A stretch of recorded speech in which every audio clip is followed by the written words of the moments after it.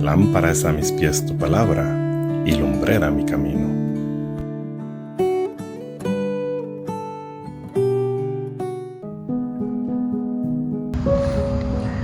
Buenos días, amigos, hermanos de la iglesia de Gainesville. Mi nombre es Luis Agudelo. Quería sacar esta corta mañana para compartir con ustedes un mensaje que encontramos en el libro de Jueces, en los capítulos 13, 14 y 15, acerca de la vida de Sansón.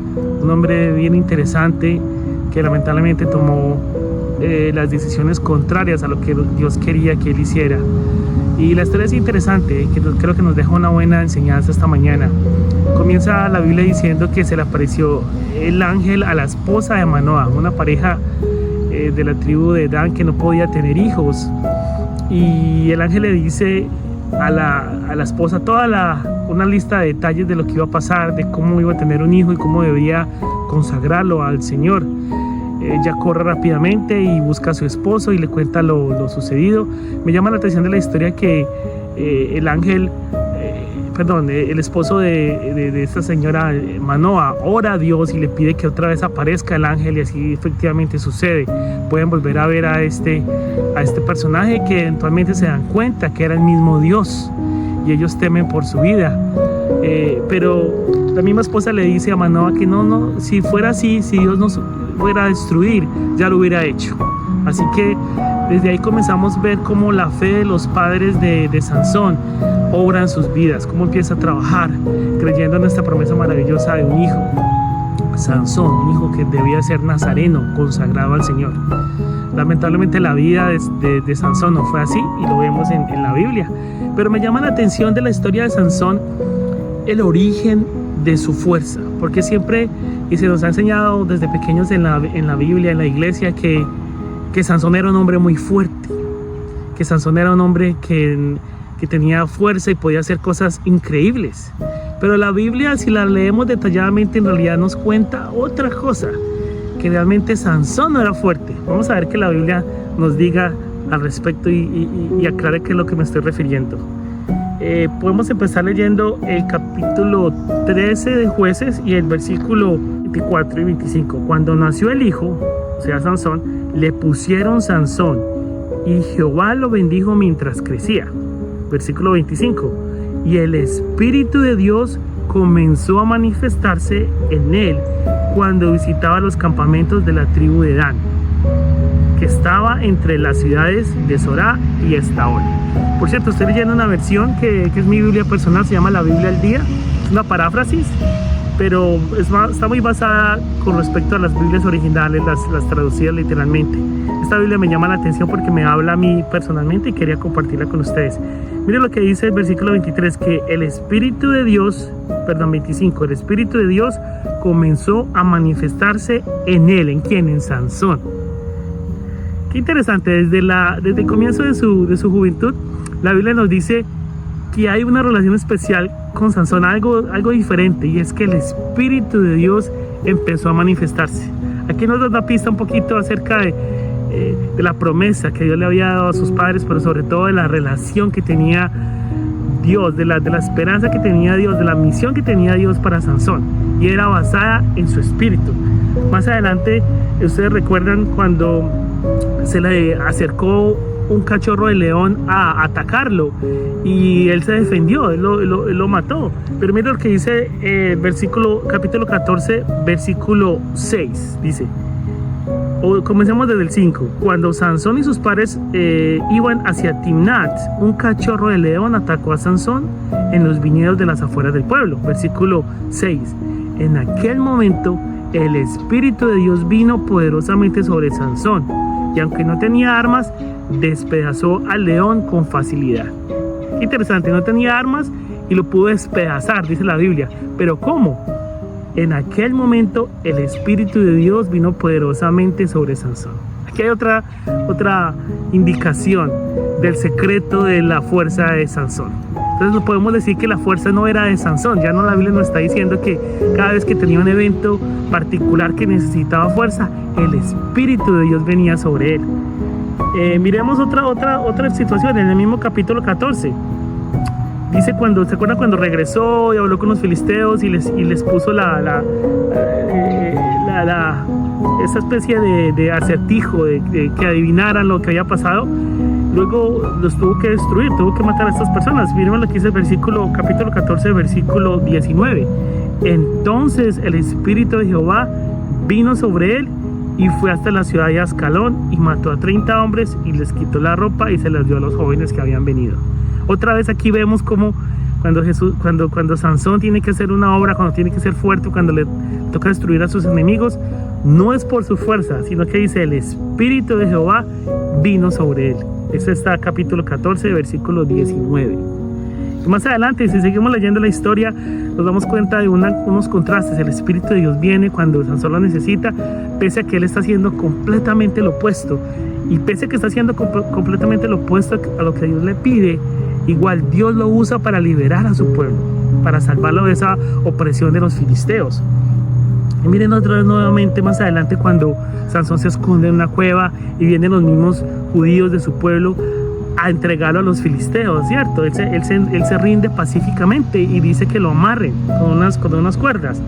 Pero en el versículo capítulo 15, en el versículo 14 en adelante dice: cuando Sansón y sus captores llegaron a Leí, los filisteos gritaron con alegría. Pero la fortaleza de Jehová vino sobre Sansón y las cuerdas con que estaba atado se rompieron como hilos y cayeron de sus muñecas. Otra vez, nuevamente Sansón necesitaba la fuerza que no era de él, sino la fuerza de ¿quién? De Dios. Y dice la Biblia que la fortaleza de Jehová. Me gusta este versículo, el versículo 14 del capítulo 15, porque dice literalmente, ahí ya está mencionando que la fuerza era de Jehová, no era de Sansón. Eso es importante tenerlo en cuenta, sobre todo porque la historia nos cuenta que después Sansón comete lo malo y se enamora de una persona que no era del pueblo de Dios, una filistea, Dalila, y esta eventualmente lo presiona al punto de que él le cuenta su secreto, ¿cierto? Y cae en manos de sus enemigos. Pero me interesa como lo dice Sansón. Aquí está el problema de la relación, porque Sansón hacía lo contrario de Dios. Mira lo que dice el versículo, en el capítulo 16, versículo 16 y 17. Dice 16: como Dalila lo acusaba e importunaba día tras día, él no pudo resistir y finalmente le dijo su secreto.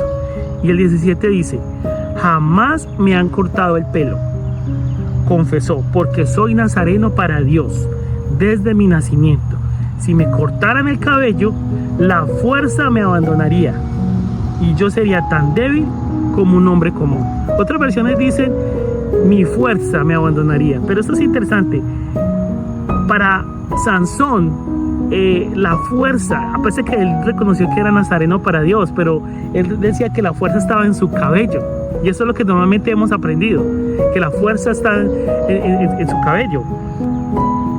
Fue en ese momento entonces que Dios abandonó a Sansón y no le dio la fuerza cuando la necesitaba, porque el problema con Sansón es que él no reconoció que la fuerza venía de Dios. Cuando él dice en el versículo 17 que si me cortan el cabello, la fuerza me abandonará y yo sería tan débil como un hombre común, nunca reconoció que era el Espíritu de Dios que venía en él y le daba la fuerza.